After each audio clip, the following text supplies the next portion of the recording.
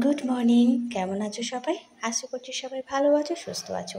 একটা বর্ষামুখর দিনে সবাইকে অনেক অনেক ভালোবাসা, অনেক অনেক আন্তরিক শুভেচ্ছা জানিয়ে আরও একটা নতুন ব্লগ তোমাদেরকে উপহার দেওয়ার জন্য শুরু করে দিয়েছি। সূর্যি মামা ওই যে আকাশের মেঘের মধ্যে উঁকি মারছে, উঠবে কি উঠবে না সেটাই চিন্তা ভাবনা করছে। উঠতে চাইছে কিন্তু মেঘগুলো বেচারা ঢেকে দিয়েছে। এদিকটা দেখো, ফুলগুলো আজকে দুধে আলতা কালারের ফুলগুলো বেশ ফুটবে বলে প্রস্তুত হয়ে আছে। কখন সূর্যি মামা উঠবে আর সেই আলোয় সুন্দর করে ফুটে উঠবে। নয়নতারা গাছগুলো একদম ভরে গেছে। বর্ষাকালে গাছগুলো ফুলে ফুলে ভরে যায়। আর দুষ্টুটা দেখো, আমার পিছনে পিছনে গাছ দেখবে বলে ব্রাশ হাতে চলে এসেছে। আর এসে আমার সঙ্গে ফুলও দেখছে আর মাঝে মাঝে তোলার চেষ্টাও করছে। আমি বারণ করি, গাছের ফুল গাছে ভালো লাগবে, শুধুমাত্র একটু ঠাকুরকে দেওয়ার জন্য অল্প একটুখানি ফুল তুলে নিলেই যথেষ্ট। চলো ব্রাশ করে কেক খাবে। বললাম কমপ্লান বিস্কুটটা খাও না, আমি কেক নিয়ে বসেছে দুষ্টুটা। চুলগুলো একটা দিন যদি চুলে তেল না দেওয়া হয় চুলটা পুরো লাল হয়ে যায়।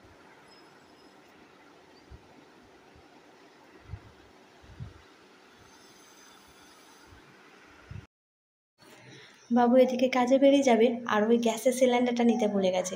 দেখো, ছোট্ট মতন গ্যাসের সিলিন্ডার, এসির গ্যাসগুলো থাকে একদম কালো জামের মতো দেখতে, কি সুন্দর। নিতে ভুলে গেছে, সেটা আবার ফিরে এসছে নেওয়ার জন্য। এটাই তো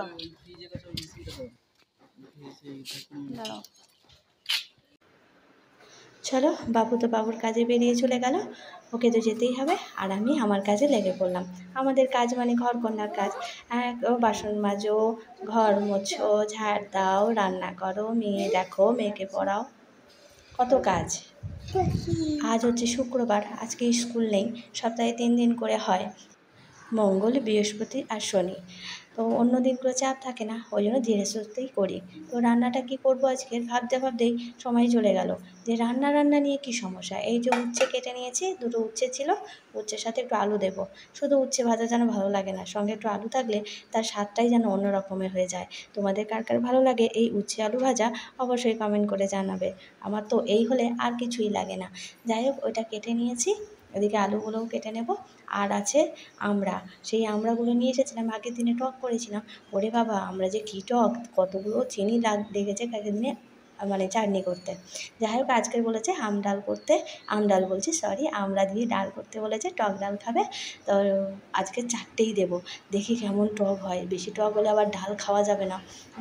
চাটনি নাই অল্প একটুখানি নিয়ে খেয়েছি আর অল্প একটুখানি রেখে দিয়েছি, যে বেশি খেতে পারিনি।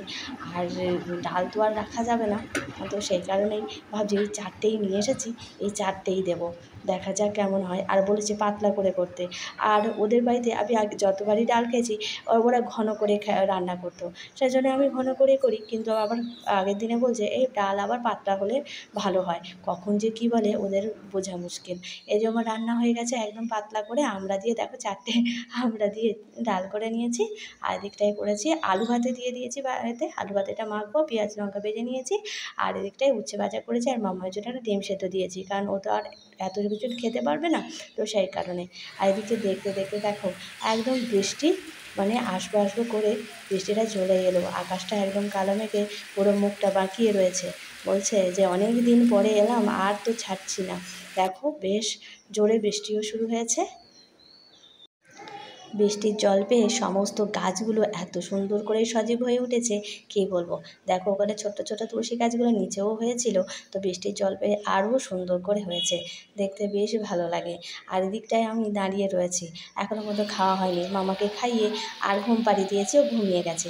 আর এদিকে রাস্তার দিকে তাকিয়ে বসে আছি, বাবু এখনও পর্যন্ত আসেনি, প্রায় বাজে 2:45। মানে এই রকম দেরি হয়ে যায় রাস্তার দিকে তাকিয়ে তাকিয়ে, এরকম সময় যে কত মেয়ের কেটে যায় তার বলবো কি। আর কি আর করা যাবে। এই দিকটায় দেখো, এইটা হচ্ছে গিয়ে কবে করেছিলাম, এটাই যখন রোদে দিয়ে দিচ্ছি তখন যেন গাছটা কেমন হয়ে যাচ্ছে, তো সেই জন্য এখানেই ঝুলিয়ে রেখেছি। আর এই দিকটায় এই গাছটাও এর মধ্যেই রাখা আছে। তো দেখছি যে এপাশে ছোট একটা পাতাও বেরিয়েছে, জলের মধ্যে দিয়ে রেখেছি। আগের বারে মরে গেছিলো, তো সেই কারণে জলের মধ্যেই দিয়ে রেখেছি। এটার জন্য একটা আলাদা একটা পাত্র কিনতে হবে।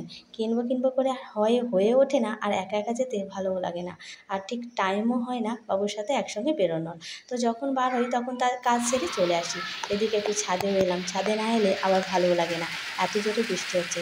তো আর বন্ধুরা, আজকের এই মিনি ব্লগের মাধ্যমে তোমাদেরকে সঙ্গে করে নিয়ে আজকে আজকের ব্লগটা এইভাবেই শেষ করে দিচ্ছি। বৃষ্টির জলটা একদম পায়ের কাছে এসে পড়ছে, ভিজে যাচ্ছে। চলো ভেতরের দিকে চলে যাই। তো টাটা বন্ধুরা, ভালো থেকো।